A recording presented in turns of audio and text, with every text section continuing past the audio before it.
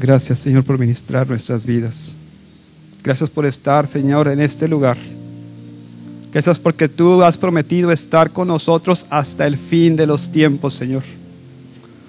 Sabemos y reconocemos tu presencia en este lugar y estamos agradecidos. Gracias por ministrar, Señor, en nuestras necesidades. Por estar, Señor, en esos momentos de crisis sobre tu iglesia. Confiamos, Padre Santo, nuestras vidas absolutamente, Señor, en tu providencia. Sabemos que eres poderoso, sabio, bueno, para controlar, para guiar, para fortalecer, para sostener a tu iglesia, Señor, en este lugar.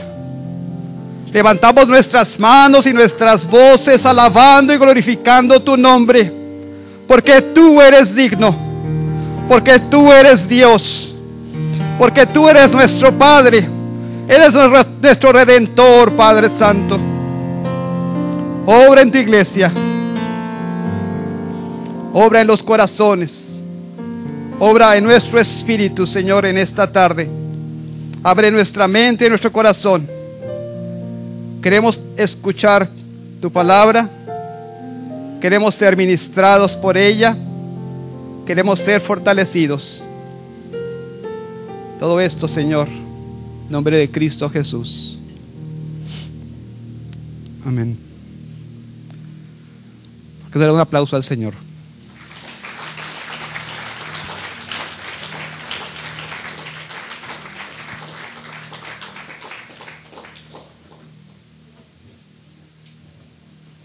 Es un momento importante en la historia, no solamente de Tijuana, sino del país y del mundo, ¿verdad?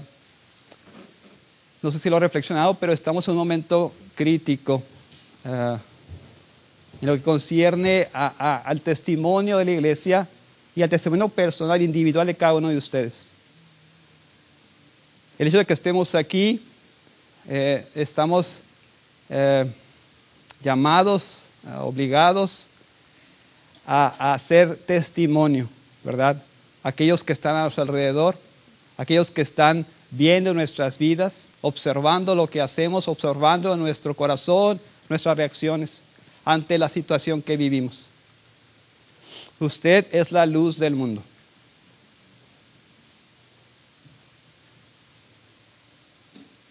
Usted es el patrón que deberíamos seguir. En Cristo Jesús, ¿verdad? Tenemos esa responsabilidad. Tome su lugar, por favor.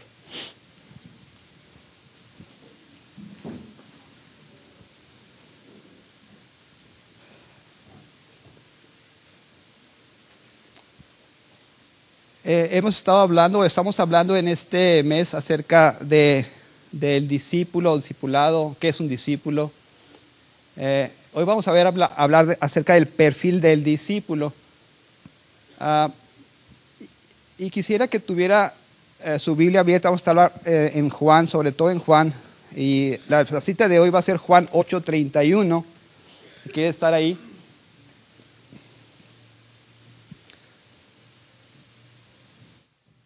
Pero como les decía, el momento en el que vivimos es crítico para muchas cosas. Ustedes han visto y seguiremos viendo todavía en el futuro, ¿verdad? Muchas de las cosas que estábamos acostumbrados a ver, a hacer, a vivir, han cambiado, ¿verdad? El simple hecho de que estemos hoy sentados en esos espacios, ¿verdad? Antes estábamos, pues no sé, 8, 9 personas en cada banca, estábamos 3 y te cerramos la puerta, de hecho, hace rato porque ya no cabía gente y no podíamos meter a más personas. Son momentos distintos. Y lo que quiero comunicar ahora es que debemos aprovechar el momento, ¿verdad? En medio de la crisis, de la situación, de las circunstancias, usted debe brillar como hijo de Dios. Debe brillar en toda circunstancia, en toda situación, en toda problemática. Debe ser patrón, debe ser parámetro, debe ser el estándar, ¿verdad? Ante las situaciones. no porque usted sea mejor que la otra persona, sino porque usted tiene a Cristo en su corazón. Amén. Porque usted tiene la palabra de Dios que ilumina su mente. Y eso hace la diferencia. Siempre que oramos por cosas que pues no podemos hacer nosotros mismos, ¿verdad? Oramos por salvación. Oramos para que la gente sea reconciliada con Dios. Oramos para que nuestra adoración sea fortalecida, sea elevada. Oramos para que la palabra de Dios penetre los corazones. Y esa es la actitud que debemos siempre tener. Llegar a Dios rendidos, reconociendo nuestra incapacidad y rogando que Él se mueva, ¿verdad?, en lo que estamos haciendo. El texto de hoy no solamente habla al creyente, también habla al no creyente y también habla al que cree que es creyente y en realidad no lo es, ¿verdad? Estos tres grupos. Vamos a leer Juan capítulo 8, versículo 31. Dijo entonces Jesús a los judíos que habían creído en Él. ¿Qué habían hecho los judíos?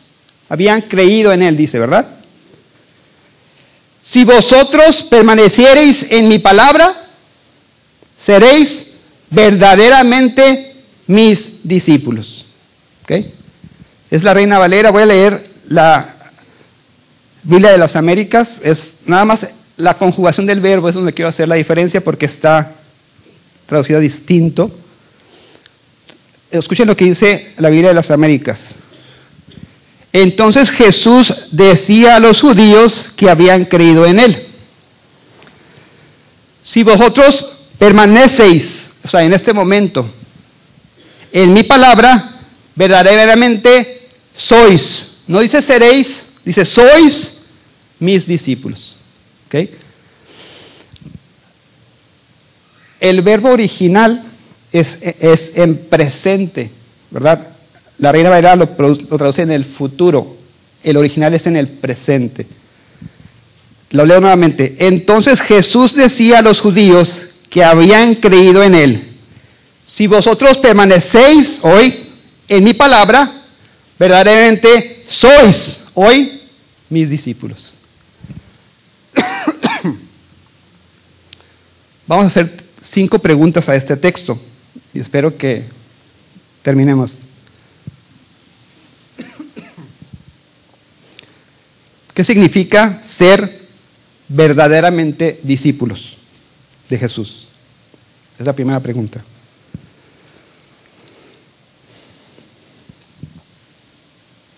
Segunda,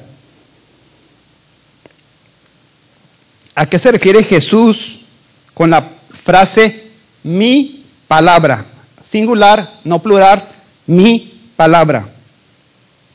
Tercera pregunta, ¿qué significa estar en la palabra? Dice el texto, si permanecéis en mi palabra, ¿qué significa eso? Permanecer en la palabra. Cuarta pregunta, ¿qué significa permanecer? Y la última, ¿qué relación existe entre permanecer en la palabra y ser verdadero discípulo? Es la quinta pregunta. Primera pregunta, ¿qué significa ser verdaderos discípulos de Jesús?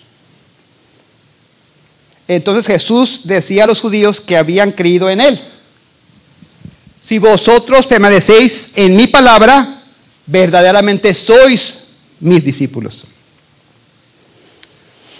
¿Por qué usa Jesús la palabra verdaderamente sois mis discípulos? ¿Por qué no dijo solamente discípulos? ¿Qué significa esta frase? Verdaderamente mis discípulos. Es bien claro, la frase implica, y quiero que lo medite, que hay gente que no son verdaderos discípulos. Porque Jesús mismo hace la diferencia y dice, hay unos que son discípulos y unos que son verdaderos discípulos. No lo estoy haciendo la diferencia yo, la está haciendo el texto. Jesús decía a los judíos que habían creído en Él: si vosotros permanecéis en mi palabra, verdaderamente sois mis discípulos. Implica pues que hay personas que son verdaderos discípulos y hay personas que creen ser discípulos, pero que no lo son verdaderamente. La palabra también se puede traducir como realmente o reales, ¿verdad? Discípulos reales, discípulos no reales, auténticos, no auténticos. Un discipulado externo meramente y un discipulado que llega a la raíz y transforma del interior hacia afuera. Uno auténtico, ¿verdad? Podemos decir también que el mundo se divide no solamente en dos grupos, ¿verdad? Porque típicamente tenemos eso solamente, y también eso quiero que pensemos. Nosotros pensamos que el mundo está dividido entre creyentes y no creyentes, ¿cierto? Jesús no lo ve así. Creyentes, gente que cree y verdaderos creyentes. Hace la diferencia. Y es muy importante que lo veamos también nosotros. Discípulos no reales y los que ni siquiera, no les importa nada, ¿verdad?, de Jesucristo. Personas que no pretenden seguir a Jesús, personas que siguen a Jesús y tienen una conexión superficial solamente, y personas que realmente lo siguen. ¿Por qué hizo esta distinción Jesús?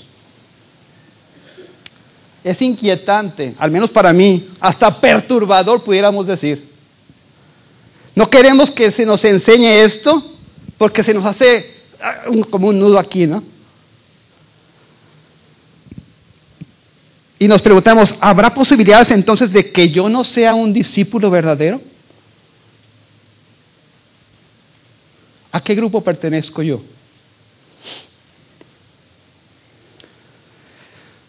El versículo 30, leemos un poquito antes, dice: al hablar estas cosas, muchos creyeron en Él.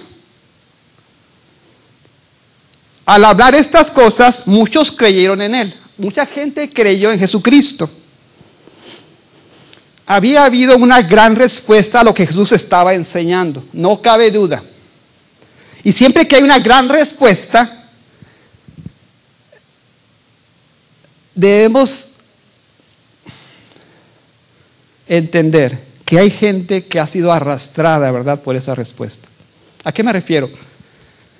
A veces estás en un grupo, dentro de un grupo de personas, en tus amigos, y de repente dicen, vamos a hacer esto, y después sí, vamos, ¿verdad?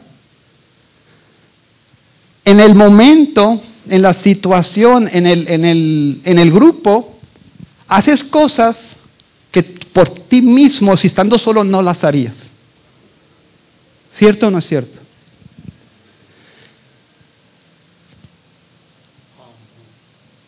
Entonces Jesús asume, hermanos, que la creencia de toda la multitud no es genuina. Él asume esto. Lo que hace en el versículo 31 es darnos una prueba para validar nuestra fe, para validar nuestra postura, para validar nuestro discipulado, que ahora podemos utilizar nosotros para evaluar nuestra vida. Este es el propósito del versículo 31. Ayudarnos a saber si somos auténticos o no lo somos. Pero no solo vea esto como una prueba de sí o no, sino que, aparte de decir sí o no, nos muestra el camino para el sí. O sea, no solamente es así o no eres auténtico, sino viendo el versículo que lo vamos a ver, nos dice ¿cómo puedo ser auténtico? ¿Ok? Cierre sus ojos un momentito y agradezca a Jesús por esto. por esta oportunidad de confrontarnos y realmente llegar a términos con la realidad que vivimos. ¿Qué somos en el interior? Esto es misericordia de Dios, hermanos. Así como la enfermedad que estamos pasando hoy, misericordia de Dios para la gente. No hay otra manera de verlo. Misericordia de Dios, un llamado especial de Dios para la gente. Aquí tenemos un llamado para nosotros también. Para confrontarnos nuestra vida y ver y decir y testificar y autentificar nuestra fe. Esto es misericordia de Dios, hermanos. Si por el contrario, hermanos, Jesús nos dejara sin esta información, nos dejara seguir caminando en nuestra creencia cuando fuera falsa, ¿verdad? Esto no sería bondadoso de su parte. No sería misericordioso de su parte. Porque eso, creencia falsa, no nos lleva al cielo. ¿A dónde nos lleva? A la condenación. No hay otro camino. ¿Eres auténtico o no? Si eres auténtico, eres salvo. Si no eres auténtico, no eres salvo. ¿Verdad? Y eso es lo que está haciendo Jesús en este versículo.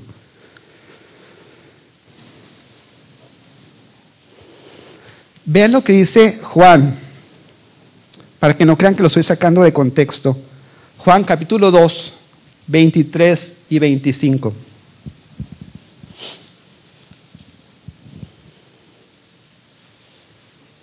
Juan 2, 23 y 25. ¿Lo tiene?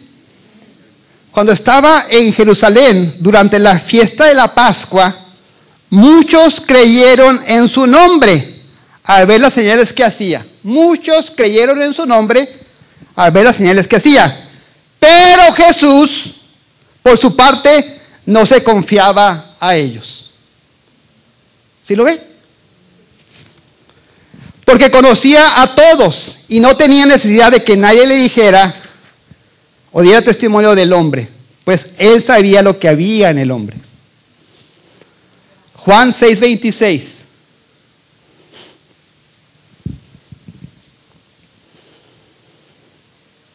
Jesús les respondió y dijo: en verdad os digo, me buscáis, no porque hayan visto señales, sino porque habéis comido de los panes y os habéis saciado. Y estaba confrontando a esos seguidores, porque los seguían por lo que él podía hacer por ellos, ¿verdad? No por lo que significaba Jesús, sino por lo que él podía proveer para ellos. Lo que resulta claro, hermanos, en estos versículos es que hay una forma de creer en Cristo que no nos salva, que no nos lleva a la gloria. Y quiero que entienda que todo este Evangelio de Juan, todo el Evangelio de Juan está escrito con el propósito de despertar nuestra fe. Vean lo que dice Juan 20:31. Juan 20:31. Hablando de las palabras que están escritas aquí. Pero estas se han escrito para que creáis que Jesús es el Cristo, el Hijo de Dios, y para que al creer, ¿qué dice? Tengáis vida eterna. El propósito del Evangelio de Juan, y muchas veces creemos, es el Evangelio de Juan, no, pues dáselo a los nuevos, ¿no? Porque los nuevos necesitan el Evangelio de Juan. Ellos sí lo necesitan. No, hermanos, nosotros necesitamos el Evangelio de Juan. Todos los días. Para ser fortalecidos en nuestra fe, para ubicarnos, ¿verdad?, en la realidad de lo que somos y lo que no somos. Y rogar a Dios misericordia en caso necesario.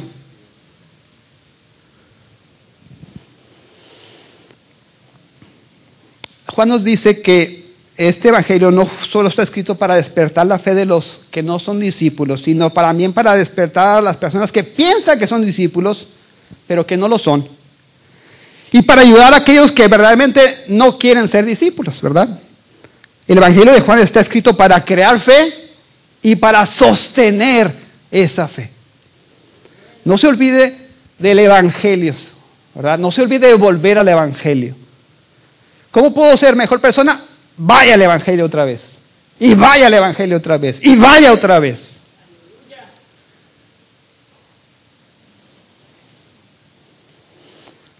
Todos nosotros estamos en una de estas tres categorías.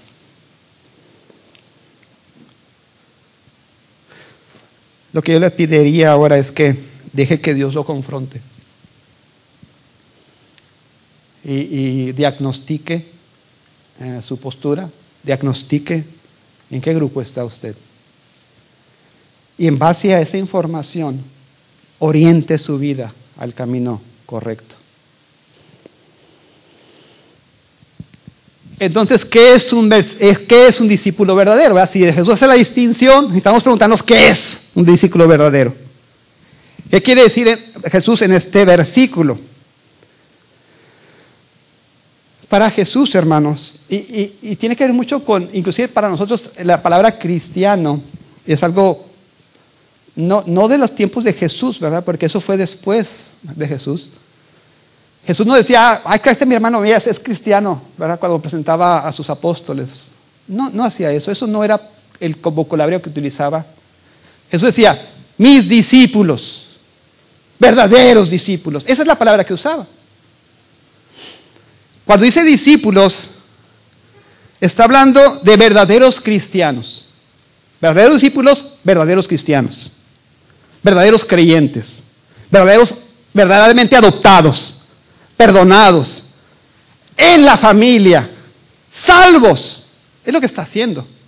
La palabra discípulo no es como una etapa posterior. Y eso a veces como que choca con nosotros. Es el momento de salvación. Eso es un discípulo, ¿verdad? El que es salvo es un discípulo. Jesús no lo utilizaba de otra manera. Jesús está diciendo que el verdadero discípulo no es una segunda etapa en la vida del cristiano. Algunos creen que primero es creyente y luego obtienes un segundo nivel avanzado, ¿verdad? Para que seas discípulo. Y digo esto porque a veces hay ministerios completos, ¿verdad? Con esta postura. Jesús no pensaba así. Si leemos cuidadosamente ese versículo, entonces Jesús decía a los judíos que habían creído, pónganse en ese versículo, los judíos pensaban, ellos decían, pues yo creo, ellos en su mente, de la perspectiva de ellos, creían, pero luego Jesús volteaba a verlos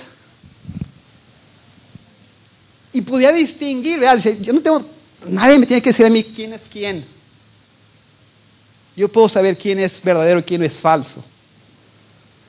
En la mente del judío, desde esa perspectiva, decía, yo soy creyente. Jesús decía, verdaderos, falsos. Y aquellos son no creyentes, ¿no? Todavía es otro grupo allá. Pero entre esta multitud que creía, Jesús decía, verdaderos, falsos. ¿Sí nota la diferencia? ¿Sí lo veía en el versículo? No me crea a mí, véanlo ahí. ¿Para qué otra cosa usaría Jesús la palabra? ¿Por qué haría la diferencia? ¿Por qué haría la distinción?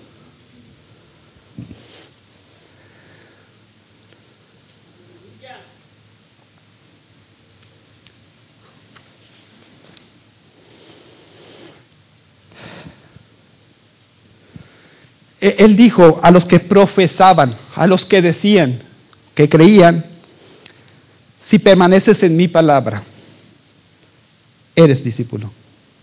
Y esa es la prueba. Ese es el perfil del que estamos hablando.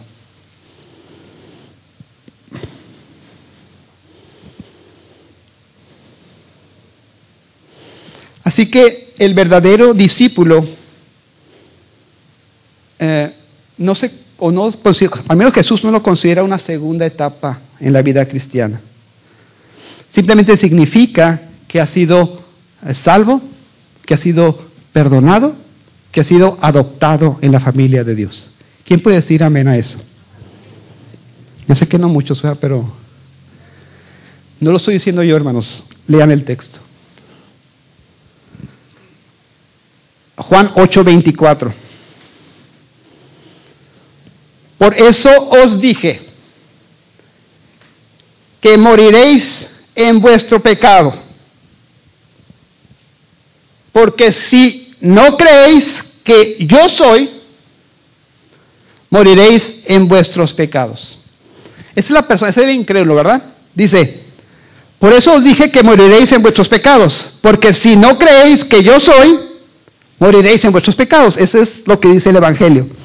Por el contrario, si creemos, realmente creemos, ¿qué pasaría con nosotros? Si dice que los que no creen morirán, los que sí creen, ¿qué va a pasar? No morirán, ¿cierto? Los que realmente creen no morirán por sus pecados. Esa es la diferencia del discípulo y del no discípulo. El discípulo cree y por ese motivo no morirá en sus pecados. ¿Por qué no?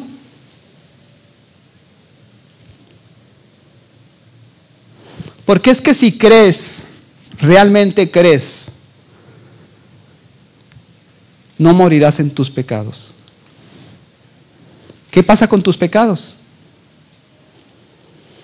Juan 1:29 dice, el Cordero de Dios, hablando de Jesús, quita el pecado del mundo.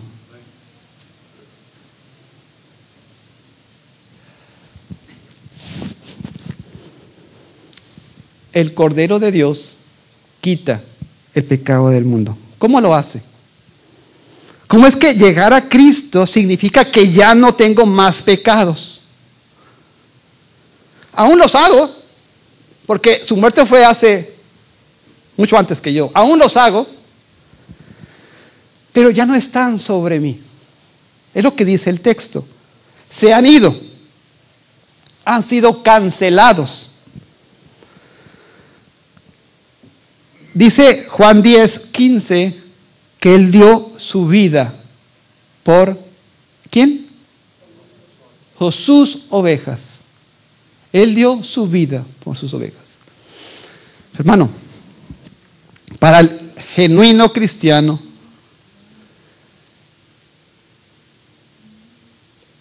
el castigo del pecado, el pecado requería mi vida como castigo delante de Dios. No hay otra forma, ¿verdad?, de apaciguar la ira de Dios. Lo que hizo Jesucristo fue poner su vida, colocar su vida en lugar de mi vida.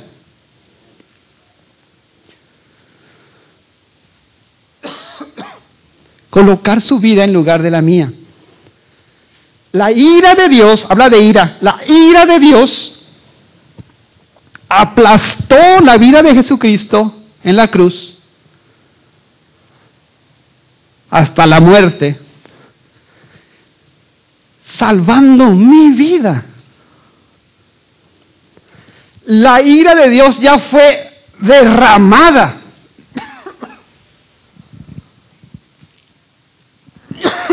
Perdón.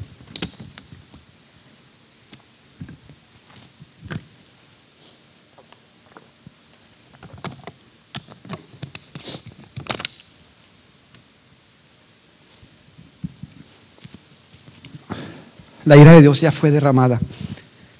Y cuando yo pienso en esto, hermanos, no sé si lo ha pensado o no, pero cuando yo pienso en esto, Dios ya no puede castigar por mis pecados, porque su ira completa fue derramada en Jesucristo.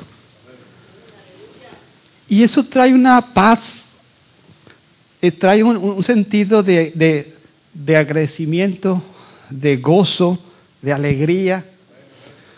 Y yo he escuchado en las predicaciones pasadas conceptos como de sacrificio, ¿verdad? Para Dios. Hermanos, pero ¿cuál sacrificio? Eso es lo mejor que podemos hacer.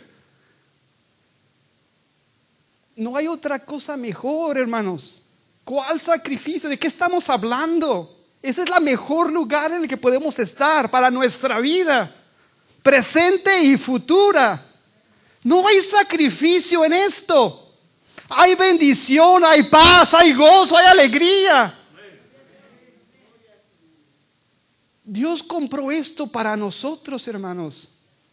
No tengo que agregar sacrificio a lo que Él hizo. Él nos está regalando todo esto para nuestro beneficio, para nuestra paz, para nuestro gozo. No hablemos de sacrificio, hermanos, aquí. Hablemos de gratitud por lo que Él ha hecho por nosotros. No hay un mejor lugar, no hay una mejor empresa, no hay un mejor proyecto.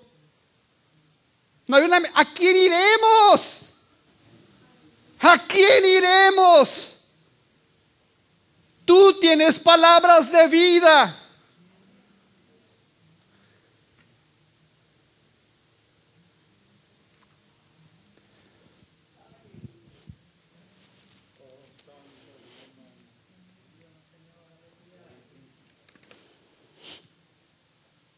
Esto significa, hermanos,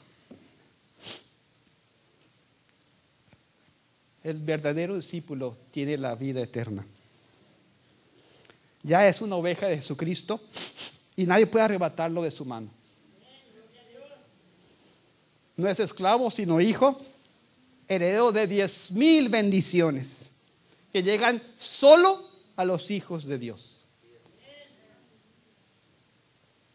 Pregunta 2, y no vamos a alcanzar porque se va a acabar. Vamos a dejarle ahí.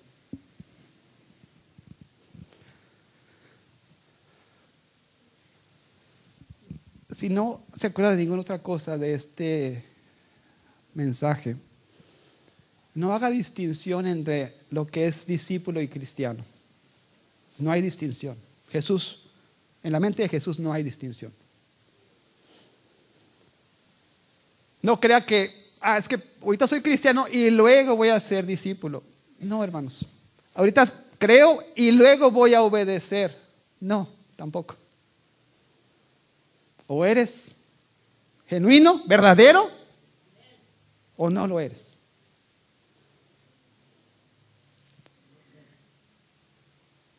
Incline su rostro ahí.